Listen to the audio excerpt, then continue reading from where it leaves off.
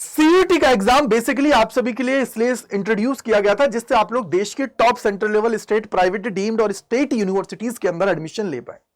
हर साल आप सभी को कुछ ना कुछ चेंजेस इसके अंदर देखने को मिलते हैं, चाहे हम लोग सिलेबस की बात करें, इसके अलावा एग्जाम पैटर्न की बात करें, या फिर जो आप लोग मैक्सिमम सब्जेक्ट्स हैं उनको सेलेक्ट कर पाए। और इश्यूज तो इसके साथ हमेशा से बने हुए हैं, लेकिन इन चीजों को ऑप्टिमाइज करके चीजों को बहुत स्मूथ बनाने के लिए रेगुलरली कुछ ना कुछ मीटिंग्स आप सभी की कंडक्ट होती रहती हैं, चाहे एनटीए की बात करूं या एजुकेशन मिनिस्ट्री की बात करें।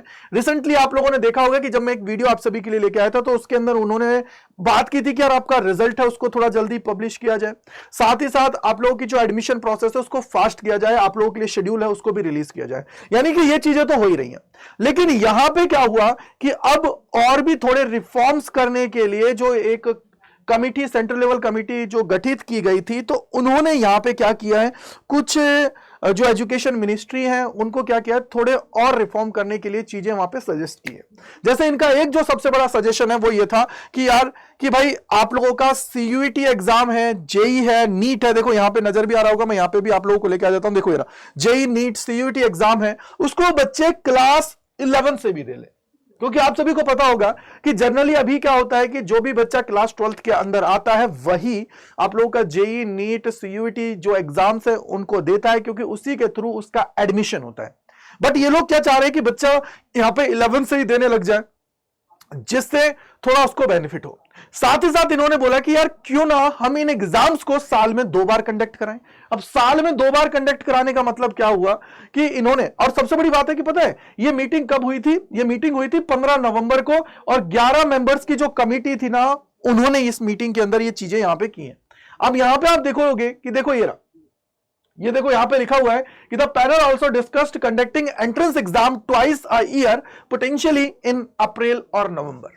भाई नवंबर और अप्रैल के अंदर इस एग्जाम को कंडक्ट कराया जाए, जिससे जो बच्चे हैं, वो जो बहुत सारे ड्रॉपर्स निकलते हैं, वो ड्रॉपर्स को कम किया जाए, स्टूडेंट्स के ऊपर प्रेशर ना रहे कि मान लो कि भैया जैसे जेई के अंदर 2 आप लोगों के अटेम्प्ट होते हैं, मतलब जेई मेंस की बात करूं, और जेई आप लोगों का जो मेंस का सेकंड पार्ट होता है, जो आप लोगों का एक तो जनवरी में होता है, दूसरा अप्रैल के अंदर होता है, तो उसके पास दोनों मौके हैं।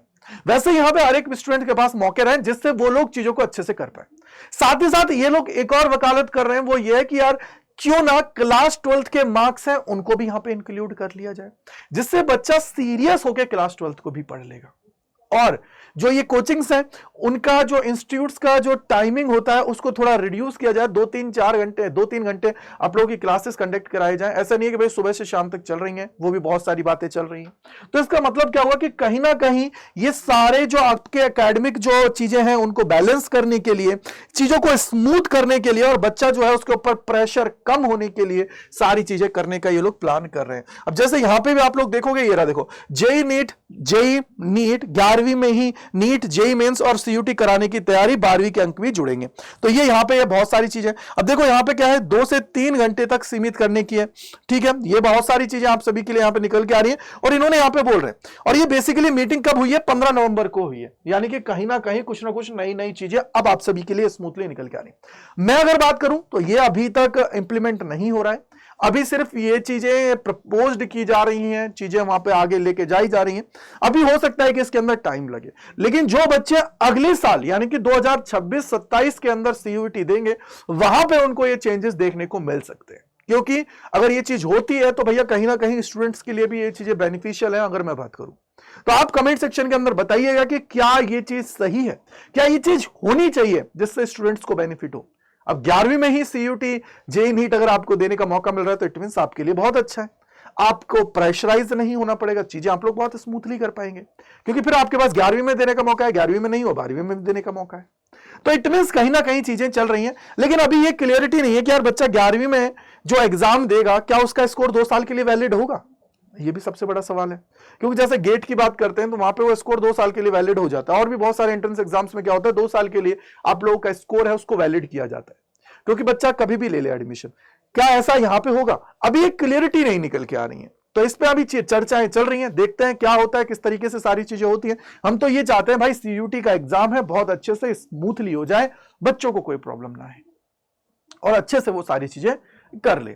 आई होप आप लोगों ने समझ लिया होगा कि बेसिकली ये क्या फंडा है, किस तरीके से सारी चीजें, देखो ये रही, ये पैनल्स की बातें यहाँ पे भी चल रही हैं, यहाँ पे भी सारी चीजें चल रही हैं। देखो ये रहा ना, the panel believe that the, ये रहा देखो, exam timeline could diffuse the intense pressure associated with class 12th and allow student greater flexibility. Before making a final recommendation, the committee planned to review curriculum aligned across different school boards. Several members argued that an earlier window would as stress or create a healthier academic environment. तो देखते हैं यार, बहुत सारी चीजें हैं, कुछ इसके पक्ष में जा रहे हैं, कुछ इसके अपोज में जा रहे हैं, देखते हैं क्या होता है क्या नहीं होता है।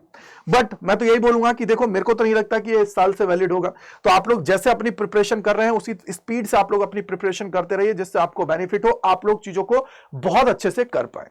और सबसे बड़ी बात मैं यहाँ पे आपको बोलूंगा कि वो बच्चे जो तैयारी अच्छे से करना चाहते हैं, तो वो चाहते हैं कि सारी चीजें उनको अपडेटेड मिलती रहे, तो आप लोग इस टेलीग्राम चैनल को ज्वाइन कर सकते हैं। साथ ही साथ आप इस मेल करके भी आप लोग कोई डाउट है, परेशानी पूछ सकते हैं, और हमारे जो बैचेस है उसके अंदर एनरोल कर सकते हैं यूजिंग द कोड Y485, क्योंकि देखो इसके द्वारा मैक्सिमम डिस्काउंट मिलेगा ही मिलेगा, साथ ही साथ आप चीजों को बहुत स्मूथली कर पाएंगे। ठीक है, तो इसको लगा के भी आप लोग एनरोल कर सकते हैं।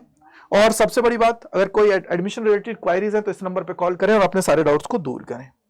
सो आई होप आप लोगों को समझ में आ गया होगा मैंने आपको क्या क्या चीजें समझाई किस तरीके से है। दूसरी चीज, अगर मैं यहाँ पे आपको बोलूं तो आप लोग क्या कर सकते हो, अगर आपको बैच में ज्वाइन करना है तो आप लोगों को सबसे पहले यहाँ पे करियर्स अड्डा पे सर्च करना है, गूगल पे पहले लिंक पे क्लिक करना है। देन आप लोगों को यहाँ पे ऑल कोर्सेज पे जाना है। यहाँ पे आप सभी देखेंगे क्या बोलो सर, यहाँ पे CUT क्रैश कोर्स पे आप लोग क्लिक करेंगे। अगर आपको देखो क्लास 12th के हैं तो इस पे जाएंगे, और साथ ही साथ अगर आप लोग सिर्फ CUT स्पेसिफिक जाना चाहते हैं तो यहाँ पे देखो, ये रहा CUT क्लास के, जो अगर साइंस के स्टूडेंट हैं तो साइंस के लिए ये अवेलेबल है। अगर मैं यहाँ पे देखूंगा, आप देखो सबको देखो, साइंस के हैं, कॉमर्स के हैं, आर्ट्स के हैं। तो अगर आपको कॉमर्स के हैं तो कॉमर्स पे क्लिक करेंगे। जिस भी बैच के अंदर लेना है आप जा सकते हो, वहां पे के अंदर एनरोल करते हैं तो उससे बेनिफिट आप सभी के लिए ही होता है, क्योंकि जितने भी बैचेस आए हैं उतने सभी आपको मिल जाएंगे, और जितने आएंगे वो भी मिल जाएंगे। तो Y485 आप सभी को लगाना है, जिससे आपको मैक्सिमम डिस्काउंट मिल जाएगा, और मुझे ये पता लगेगा कि भैया मेरे साथ कितने बच्चे जुड़े हैं जो अपनी तैयारी कर रहे हैं। So thank you, bye bye to all, God bless you, जय हिंद, जय Bharat, bye bye to all.